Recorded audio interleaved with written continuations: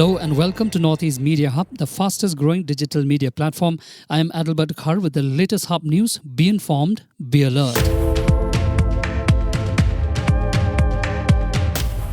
The BSF troops of 181 Battalion of the BSF, Meghalaya seized medicines worth more than ₹7 lakh while being smuggled to Bangladesh from the international border of South Karo Hills, Meghalaya. Acting on specific information, the BSF troops conducted a search operation. The seized medicines were intended to be illegally transported across the border. Also, in yet another case, the vigilant troops of 4 Battalion BSF Meghalaya thwarted attempts of cattle smuggling by seizing 93 cattle or buffaloes meant for smuggling to Bangladesh from the international border of West Jante Hills.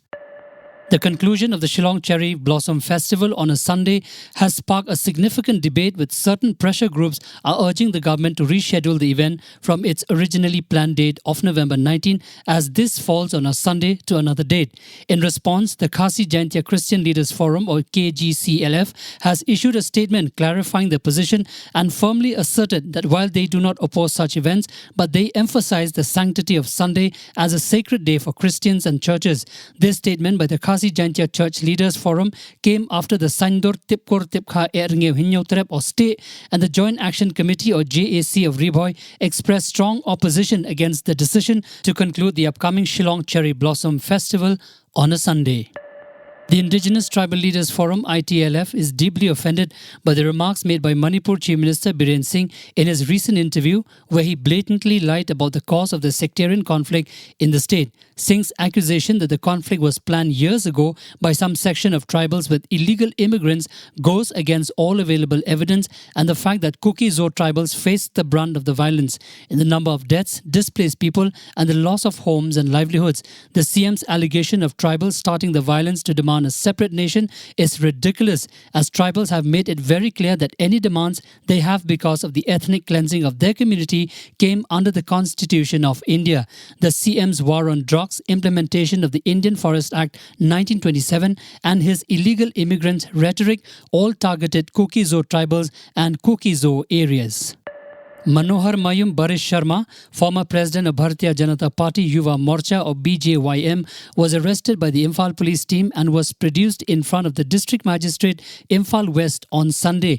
He is the main accused in the shooting incident case that took place on October 14 night, which resulted in gunshot wounds to 5 people, including a woman. The incident occurred at Kwa Kaithel Konjeng Haraji Laikai under the Imphal police station. So far, police have arrested 5 people in connection with the crime.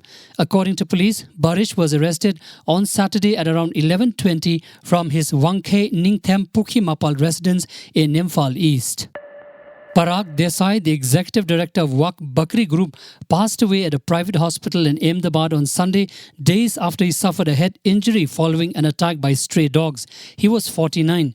Parag was a 4th-generation member of the Desai family that manages the businesses of the company founded by Narandas Desai in 1892. Parag was admitted to the hospital last week. Hospital sources said he was chased by stray dogs, following which he fell on the road, resulting in a brain hemorrhage. He succumbed to health complications late on Sunday, sources said. Hundreds of Wak Bakri employees and trade and industry leaders turn up at the Thaltej crematorium in Ahmedabad, where his last rites were conducted on Monday morning.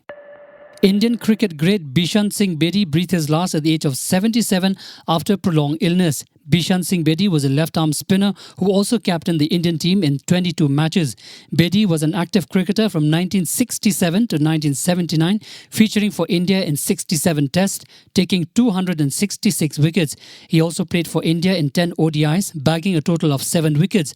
Widely considered as one of the finest spinners India have had, Bedi was among the architects of India's spin bowling revolution. He, along with Erapalli Prasanna, B.S. Chandrasekhar and S. Venkataraman, played an important role in India's first ever ODI victory. Bedi's figures of 12 for 8, 6-1 held East Africa to 120 runs in 1975 World Cup. In domestic cricket, Bedi primarily played for the Delhi team. Thank you for listening to Hub Podcast. For latest news and updates, follow us on www.hubnetwork.in. Download Hub News app in your mobile from Google Play Store and Apple App Store. For promotion and publicity, write to us at info@hubnetwork.in. Thank you. Kublai Shibon Mitela.